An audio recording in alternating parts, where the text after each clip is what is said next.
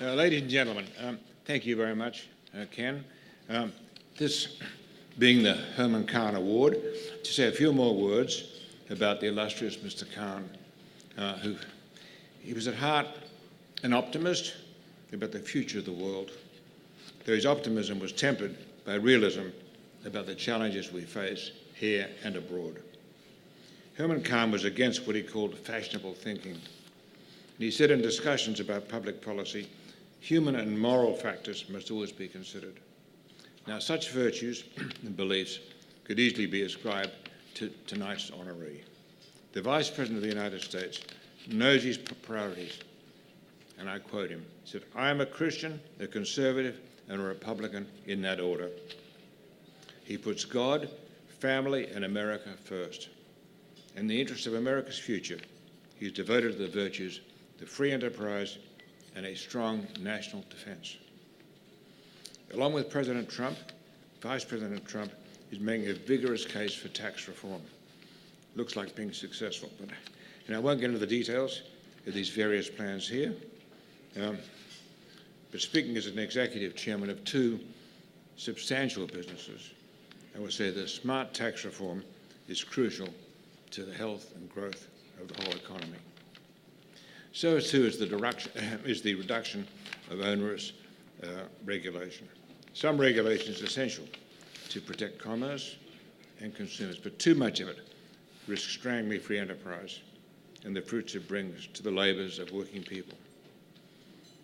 I know great progress has been made this year on that already. So I was pleased to hear the Vice President say at our recent Wall Street Journal, the Chief Executive Council in Washington, he said the era of over-regulation is gone. Tax reform and deregulation can convince American businesses to remain in this country while attracting new businesses to our shores. It can also encourage entrepreneurs and the growth of small businesses, which of course are the real engine of job creation. Along with his role as an advocate for economic growth, Vice President Pence and America's second lady, his wife Karen, have been compassionate ambassadors to victims of hurricanes and mass shootings. And they frequently spend time with members of our armed forces and law enforcement, demonstrating the respect and support we all feel towards those who risk their lives for our freedom.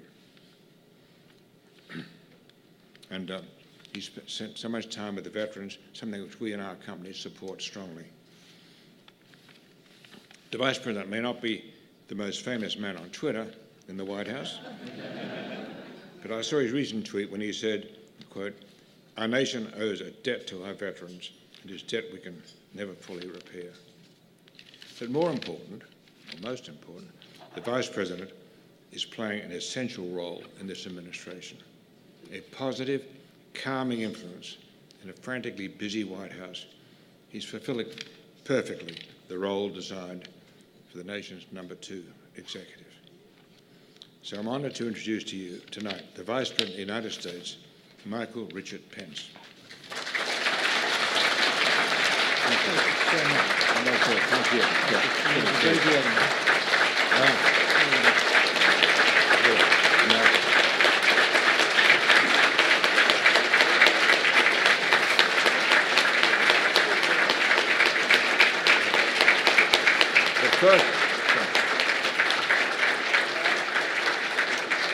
First, it's my pleasure to present you with the Herman Kahn Award, which I got 2 years ago. Here we go. Thank you very much. You put it down.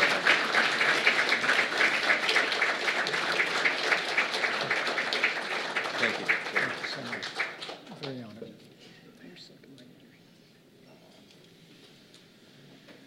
Thank you, Rupert, for that overly generous introduction. I'm deeply humbled. And more to the point, thank you for all that you've meant to the cause of freedom and free markets in America and the difference that you have made for freedom on the airwaves, in the print media, and across the wider world. Would you all thank me one more time in thanking the incomparable Rupert Murdoch for all that he has meant to America and to freedom.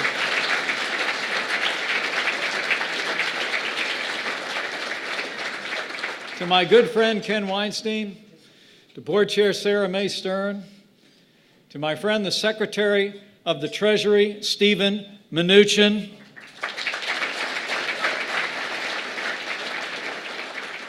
to Senator Joe Lieberman, members of the Board of Trustees, to all the distinguished scholars who are here, all of the honored guests, my fellow Americans, it is a great honor to be here tonight to address what I have known for many years to be an extraordinary organization, an organization that knows American leadership is essential to, in your words, global security, prosperity, and freedom.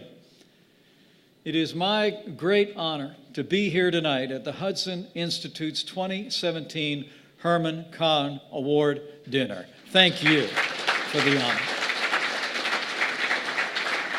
And tonight, I bring greetings from a tireless champion of freedom and American leadership in the world, the 45th President of the United States of America, President Donald Trump.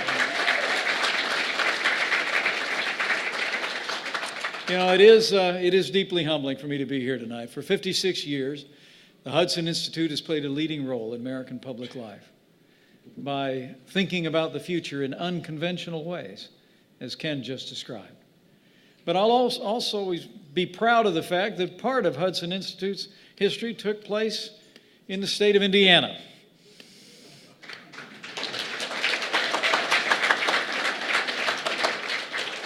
And I can attest, I don't know about all those personal things Ken tried to share, but I can attest firsthand that during your 2 decades in Indianapolis, I came to know the great team at Hudson Institute, the matchless research of the intellectuals who are gathered here, and frankly, it greatly influenced me in my career. Nearly 30 years ago, when I first ran for Congress, I turned to the Hudson Institute for excellent policy advice on an array of topics. Nearly 20 years ago, when I ran for Congress and actually won an election, I knew I could pick up the phone at any time and call the Hudson Institute, get principled perspective and fresh ideas on some of the most pressing issues of our time. And tonight, before my friends of so many years, it is my great honor to stand here today and receive this award, named on behalf of the great Herman Kahn. I can think of no higher honor. Thank you. You know, for more than half a century, the Hudson Institute has advanced the idea that America occupies a unique and central role in world affairs, and that this nation offers the best foundation for security, the defense of liberty, and economic growth. And there were no truer words. So tonight, let me assure you, President Donald Trump and I could not agree more. And our administration is working every day to restore American leadership across the wider world.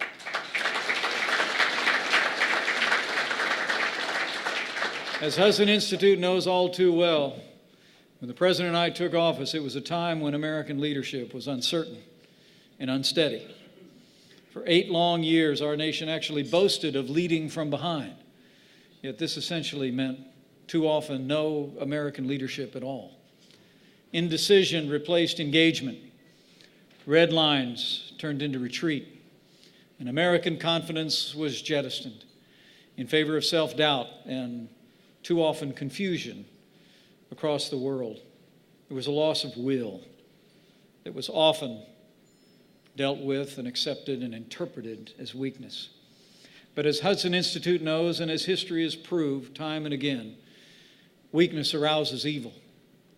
In the absence of decisive American leadership, chaos and disorder spread in many parts of the world. Rogue regimes challenged our security as never before. The cancer of radical Islamic terrorism festered and metastasized, and adversaries new and old arose to stake their claim on the future, freed from the steady and resolute hand of American leadership.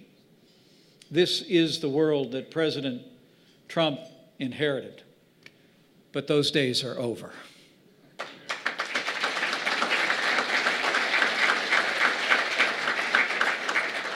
With President Trump's leadership, our administration has taken decisive action to restore American strength. and American leadership is on the rise once again. President Trump knows that American leadership abroad, first and foremost, requires a vibrant economy at home. And since the outset of our administration, we've fought tirelessly to reignite American growth. As Hudson Institute's own Chris DeMuth wrote in the Wall Street Journal earlier this month, President Trump is a full-spectrum deregulator, and we've been rolling back the hand of federal red tape all across America.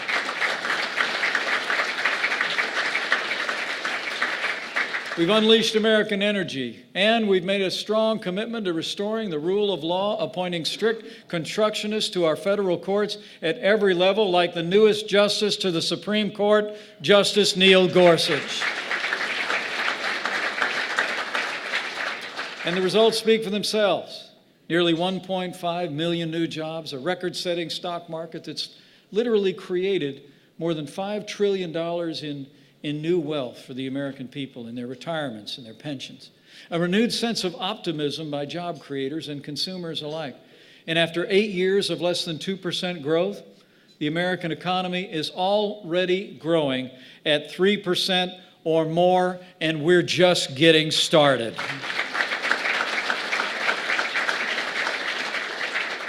And to unleash an era of sustained growth, President Trump and I are working with the Congress at this very hour with Secretary Mnuchin and other members of our cabinet. And we're going to roll our sleeves up. We're going to work with the House and Senate, and we're going to cut taxes across the board for working families, small businesses, and free enterprise across America. Now, the House has already done its part, and earlier this afternoon, many of you may have already heard, the Senate Budget Committee passed their version of a tax cut bill, and now it's headed to the full Senate for consideration later this week. And I'm confident when I say with your support, with the support of the Republican leadership in the Congress, and with the strong leadership of President Donald Trump, we will pass the largest tax cut in American history, and we will pass it this year.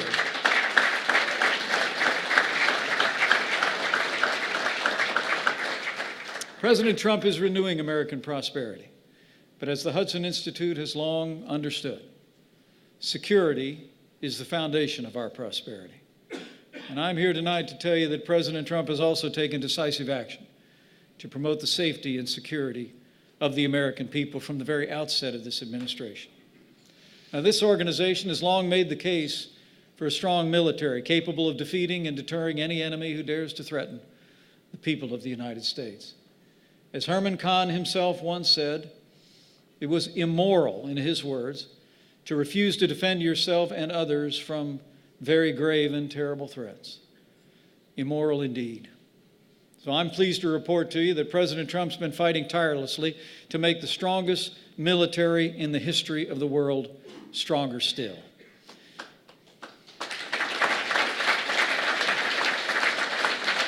As I speak to you today, President Trump has already signed the largest increase in defense spending in nearly 10 years. And before this year is out, we'll work with the Congress and pass one of the largest investments in national defense since the days of Ronald Reagan. And we'll make you a promise. Under President Trump's leadership, we're going to rebuild our military. We're going to restore the arsenal of democracy, and we will once again give our soldiers, sailors, airmen, Marines, and Coast Guard the resources and the training they need to accomplish their mission and come home safe.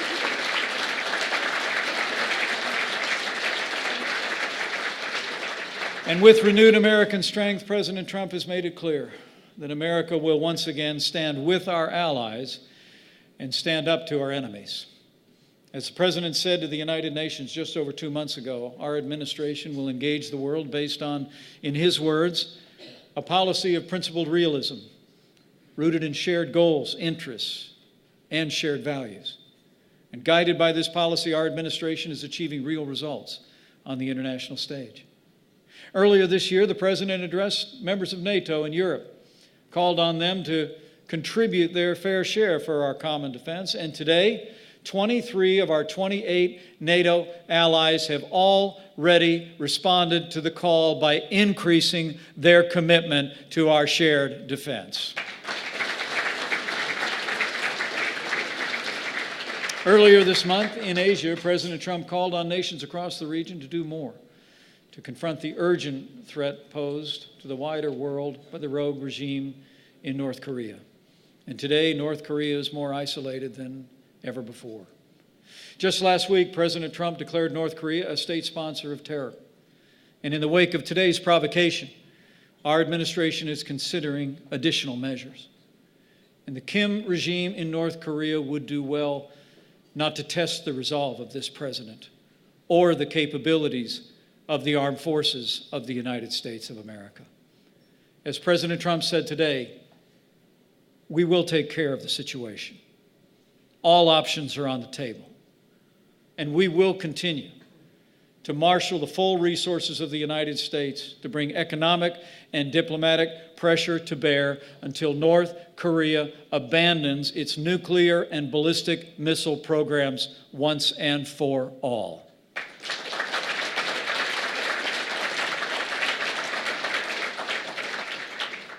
And after President Trump's historic visit to Israel last May, today I stood at the very grounds where 70 years ago, the United Nations called for the creation of the Jewish state of Israel. I delivered the same message that I'll deliver in Israel next month. Under President Donald Trump, if the world knows nothing else, the world will know this: America stands with Israel.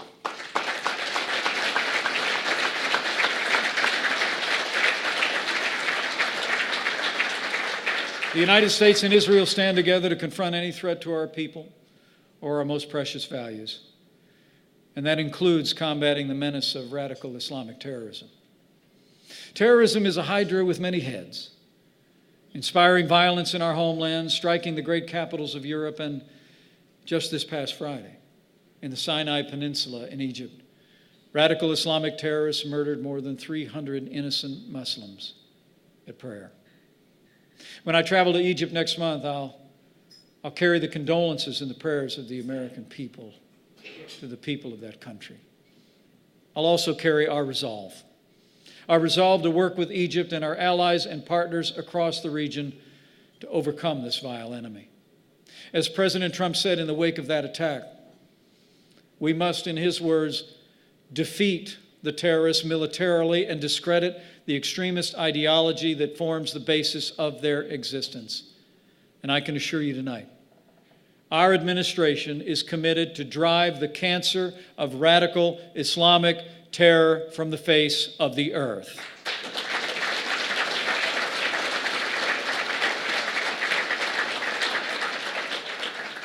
As a candidate, our president pledged to crush and destroy ISIS.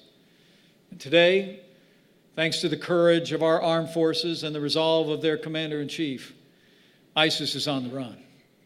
3 years ago, those barbarians celebrated in the streets of their self-declared capital in Raqqa and proclaimed the start of their so-called 1,000-year caliphate. But last month, American and coalition forces liberated Raqqa.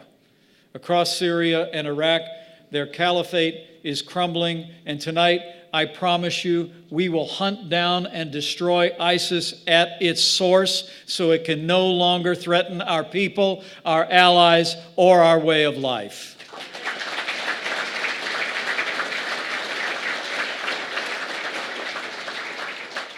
And in Afghanistan, our president has recommitted our armed forces to stand with our Afghan partners to defeat the Taliban and terrorist groups across the region, to secure our hard-won victories of the past, and to create the conditions for a lasting peace. And when it comes to the leading state sponsor of terrorism, President Trump has put Iran on notice. For decades, the fanatical regime in Tehran has spread its cancerous influence across the region and the wider world. It's shed blood and sown chaos from Argentina to the Arabian Peninsula, and increasingly, Iran has sought to dominate the entire Middle East. As we speak, the Iranian regime aids and abets al-Qaeda, the Taliban, Hezbollah, Hamas, and other barbaric terrorist groups. Even worse, the Iranian regime has pursued a clandestine nuclear program and is developing advanced ballistic missiles with the clear intent of using these weapons to threaten American interests and America's allies, especially our most cherished ally, the Jewish state of Israel. But rather than confront this growing threat, the previous administration compounded it when it lifted U.S. sanctions on Iran just as they were beginning to work, and instead signed the disastrous Iranian nuclear deal. That deal gave the regime more than $100 billion up front, money that could easily find its way to Iran's terrorist proxies across the world. Even worse, the deal doesn't take Iran off the nuclear path at all. It literally keeps Iran on a nuclear path. It did nothing to prevent the regime from developing ballistic missiles, and it preserved Iran's ability to quickly produce a nuclear weapons capability. As the president has said, when it comes to Iran, the longer we ignore a threat, the more dangerous that threat becomes. That's why President Trump made it clear that the United States will no longer certify the Iran nuclear deal, and we will no longer tolerate Iran's support for terrorism around the world.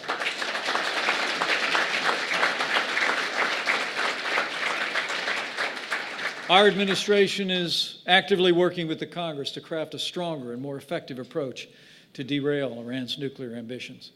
We support legislation that would enact real international oversight and enforcement of Iranian activity, preventing Iran from developing intercontinental ballistic missiles, and most importantly, institute a permanent prohibition on an Iranian nuclear breakout of less than a year. The President and I will continue to work with Congress to craft a bill that achieves this objective. And as the President has said, so I say tonight. The United States will ensure that Iran will never acquire a nuclear weapon. That is our solemn promise to you and to the world. My friends, as I close, let me simply say that in this time of widening challenges and unknowable threats, I believe American leadership is more essential than ever before.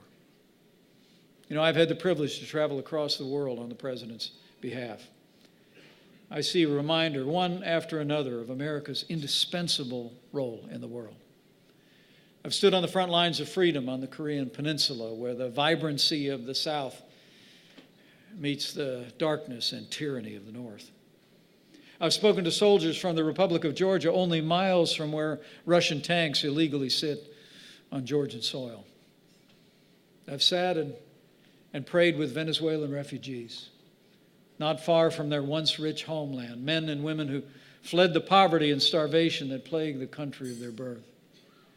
And I've held hands with the families of those brave Americans who 16 years ago on September 11th lost their lives in a field in Pennsylvania when they stood without regard to their own safety, face to face with terror, and fought back. Everywhere I go, I see the critical need for American leadership and the difference it makes. The need to confront the emergence of new evils, to comfort those who suffer under the weight of despotism, and to create the foundation of a future of peace and prosperity for our people and for the world. And everywhere I go, I hear the call for American leadership. And President Trump has answered that call. Our administration is committed to renew the promise of America in our time, to rekindle that confidence in the shining city on a hill that inspires the world with its glow, because we believe that truth of history. At Hudson Institute has long understood and advocated that American leadership lights the way. And so I thank you for the honor of tonight. I thank you for your support of this great organization. And I'm confident, with the continued work of the Hudson Institute, with the support of freedom-loving people across this nation, with the strong leadership of President Donald Trump in the White House, and with God's help, we will make America prosperous again. We will make America strong again. We will make America safe again. And to borrow a phrase, we will make America great again. Thank you all very much. God bless you, and God bless the United States of America.